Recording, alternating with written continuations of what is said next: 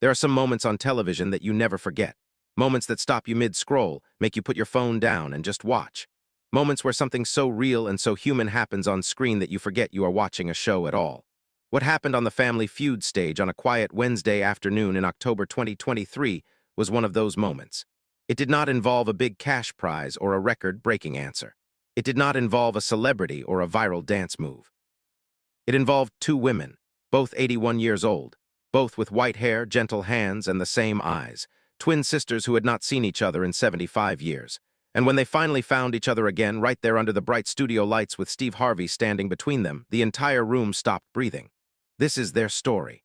Ruth Calloway was born on March 14, 1942, in a small town called Harlan, Kentucky.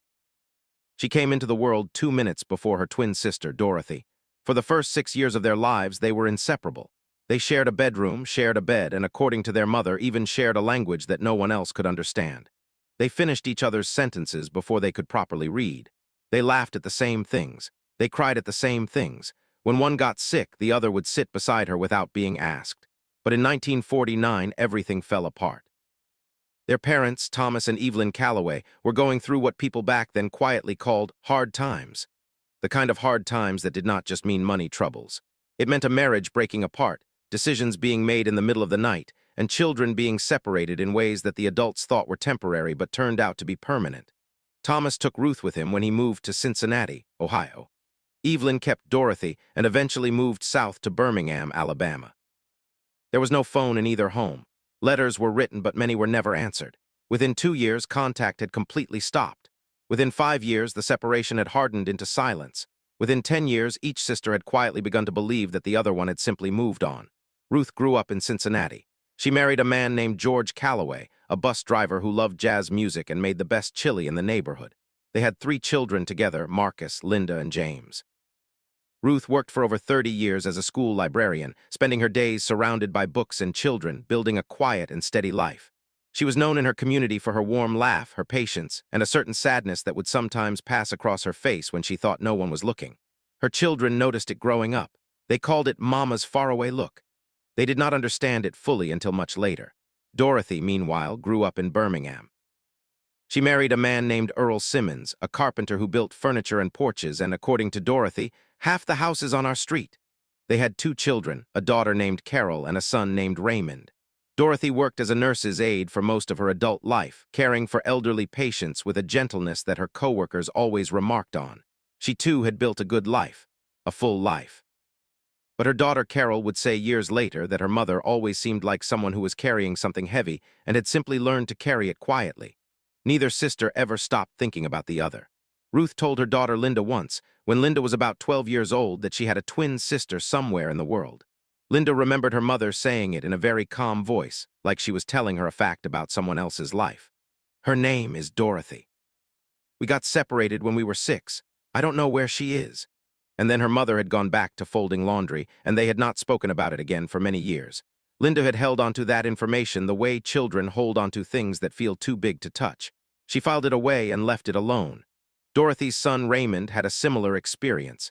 He found an old photograph tucked inside a Bible when he was cleaning out a closet one summer.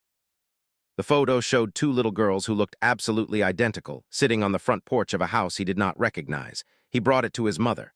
Dorothy had taken the photo from him very gently, looked at it for a long time without speaking, and then said, "That's me and my sister Ruth. We don't know where she is." She had put the photo back in the Bible and closed it. Raymond did not ask any follow-up questions. He was 15 and did not know how to. The years became decades. George passed away in 1998. Earl passed in 2004.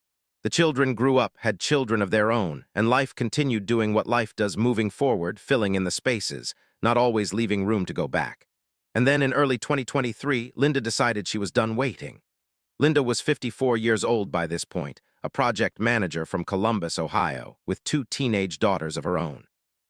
She had recently watched a documentary about families reunited through DNA testing, and something clicked. She signed up for one of the major ancestry platforms, ordered a kit for herself, and then gently convinced her mother Ruth, now 81, to do one as well.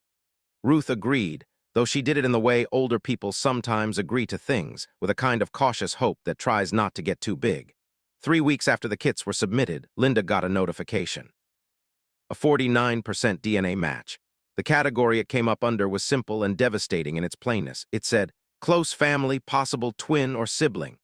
The name attached to the profile was Carol Simmons, Birmingham, Alabama. Linda sat at her kitchen table for a full 10 minutes before she could move. She sent Carol a message that night. It was short because she did not know how to make it long. It said, my name is Linda Calloway. My mother's name is Ruth.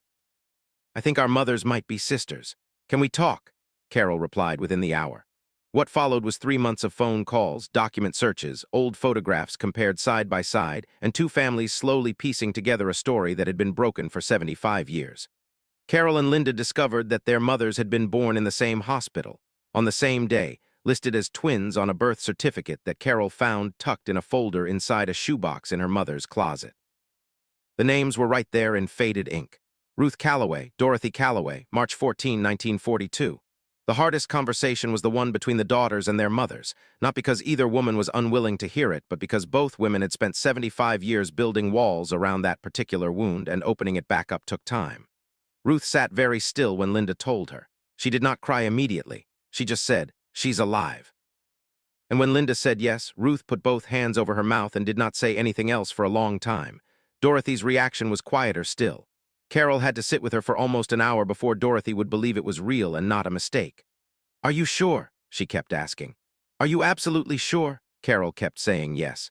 Dorothy eventually started crying, but slowly, the way rivers start, almost without you noticing, and then suddenly all at once. The first phone call between Ruth and Dorothy lasted 3 hours and 40 minutes. Carol timed it. Neither daughter was in the room. They both stood outside their respective mothers' doors, listening to one-sided fragments of a conversation they had no words for. Laughing, crying, long silences that somehow did not seem uncomfortable. Names of people who had been dead for 40 years being said out loud like they were just in the next room. At one point, Linda heard her mother say, I used to talk to you at night. I would just talk out loud in my room and pretend you could hear me. There was a pause, and then Ruth said, you did. I did the same thing. Now here is where Family Feud comes in. Carol Simmons had been a fan of Family Feud for years. She watched it almost every evening after work, and her two kids, ages 19 and 22, watched it with her. One evening, sitting around talking about how to plan a reunion for their mothers, Carol's son Devant said, almost as a joke, we should get them on Family Feud. They would destroy that show. Everyone laughed, but Carol did not quite stop thinking about it. She submitted an application 2 weeks later. She did not tell her mother. She did not tell Linda. She filled out the form, wrote a brief note explaining the twins' story, and clicked submit. She figured nothing would come of it, and she would never have to tell anyone she tried. 6 weeks later, a producer from Family Feud called her back. The show brought both families out to Los Angeles in October 2023, the Callaways from Ohio and the Simmons from Alabama. They kept the sisters apart during the pre-show setup, which was its own kind of emotional experience. Ruth and Dorothy had by this point video called each other dozens of times and spoken on the phone nearly every day since their first conversation. But they had not yet been in the same room. They had not yet touched each other. They had not yet looked at each other's face without a screen between them. The producers were fully aware of the story. They had worked with the families to understand it, to verify it, and to handle it with the care it deserved. Steve Harvey was briefed. He was known for his ability to hold big emotional moments on stage, but even he had said privately to a producer before the taping, I've done a lot of episodes. This one is going to be different. He did not know how right he was.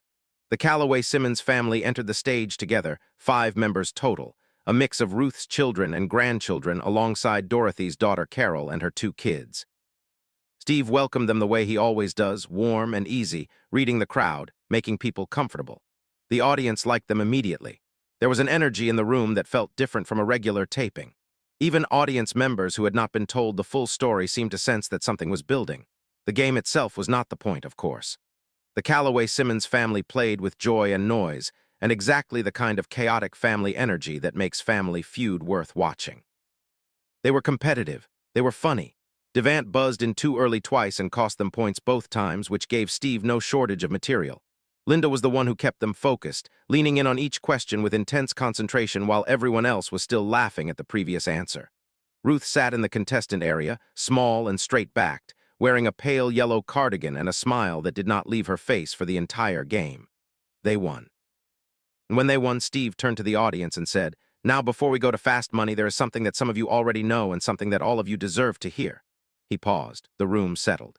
The woman you see right here in the yellow sweater, her name is Ruth. She is 81 years old. She has been playing this game today for her family. But Ruth has a story that goes back a lot further than today.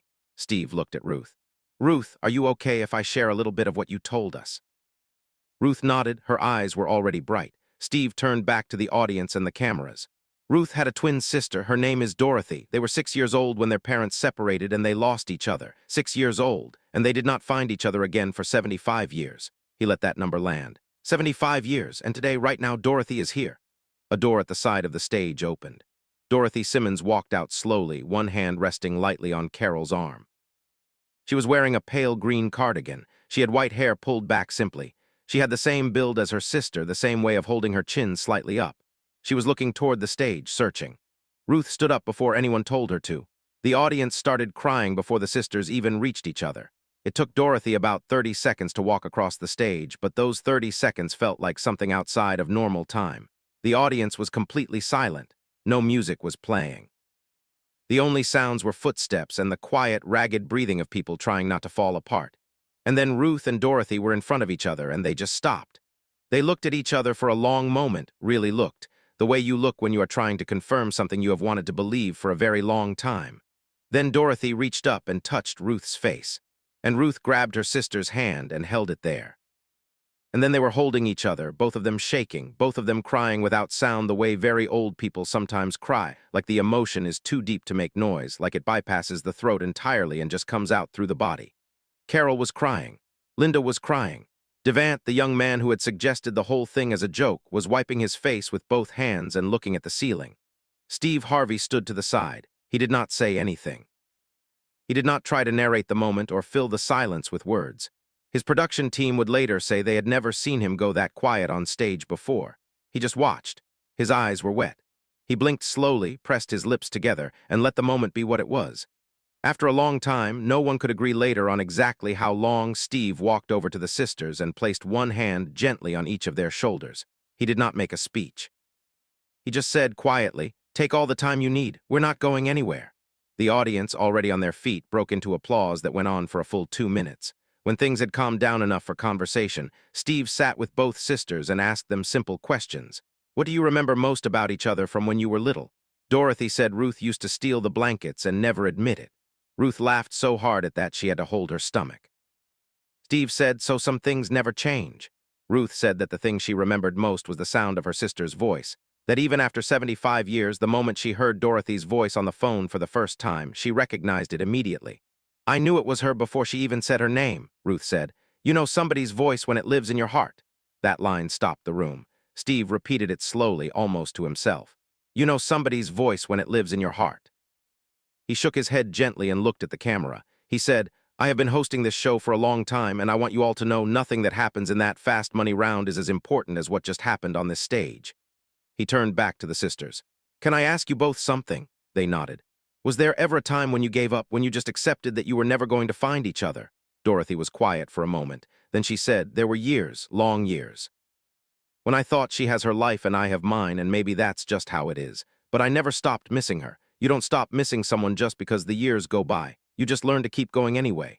Ruth added softly, I kept her in my prayers every single night. Every night for 75 years. I just asked that wherever she was okay. Dorothy reached over and took her sister's hand again. Steve could not speak for a moment. He pressed his fist against his mouth, collected himself, and then said, Ladies and gentlemen, this is what this show is about. Not the game, the families. In the weeks and months that followed, the story of Ruth and Dorothy spread quickly.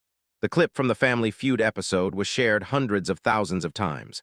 Local news stations in both Ohio and Alabama ran features. A reporter who interviewed Ruth in Columbus wrote that she seemed lighter than before, like something she had been carrying for a very long time had finally been set down. The families visited each other within weeks of the taping. Ruth flew to Birmingham for Thanksgiving that year, the first time she had been in the same city as Dorothy in 75 years. Carol cooked. Linda brought her daughters. Devant made a playlist. And somewhere in the middle of all of it, Ruth and Dorothy sat together at the kitchen table long after everyone else had gone to bed, just talking. Carol got up for a glass of water around 2 in the morning and found them still there, side by side, speaking quietly. She went back to bed without interrupting them. Some conversations have been waiting too long to be cut short. The families have since committed to a regular schedule of visits. Dorothy traveled to Columbus in the spring and attended a school event where Linda's daughter was performing. Ruth and Dorothy have now been on video calls together more than 100 times. They have started a habit of calling each other every Sunday morning, just like clockwork, just to talk. Carol says her mother is different now, not unrecognizable, but lighter, more settled. Like a question that had been sitting open for 8 decades finally has an answer. Steve Harvey posted about the reunion on his social media after the episode aired. He did not write very much, he just said, "I've seen a lot on this stage, but some things remind you that the most important things in life have nothing to do with winning. This was one of those things." The response was overwhelming. Thousands of people replied with their own stories: family separations, long silences, cousins found through DNA tests, parents and children reconnected after decades. The post had clearly touched something that a lot of people were quietly carrying. What the reunion of Ruth and Dorothy teaches us is not a complicated lesson. It does not require a philosophy degree or a long explanation. It is simply this: some things are worth looking for even when you have been looking for a long time. The years that pass do not erase the love, they just store it. And when the people finally find each other, the love is still there, just as it was, waiting to be used. Dorothy said something in one of her interviews after the episode that stayed with a lot of people. She said, "We lost 75 years, and that is real and that is sad, and I am not going to pretend it isn't. But we have time now. Not 75 years maybe, but we have time, and we are going to use every single bit of it." Ruth, when she heard that her sister had said this, smiled and said, "She always did get to the point faster than me." If you have a sibling you have not spoken to in a while, call them. If you have a parent you have been meaning to visit, go. If there is someone from your past that you have thought about and wondered about and quietly missed, find them. The years will keep moving whether you act or not. The only difference is what you choose to do before they run out. This story is proof that it is not too late. At 81 years old, with 75 years of silence between them, 2 women sat down at a kitchen table in Birmingham, Alabama, talked until 2 in the morning, and made up for lost time. If they can do that, you can make that phone call. And if this story moved you, if it reminded you of someone you love or made you think of a family of your own, please give this video a like right now and subscribe so you never miss a story like this one. Every week we bring you moments that matter, real stories about real people doing real things that remind us all why we are here. Hit that subscribe button. It takes 1 second, and it means we get to keep telling stories like Ruth and Dorothy's for a long time to come.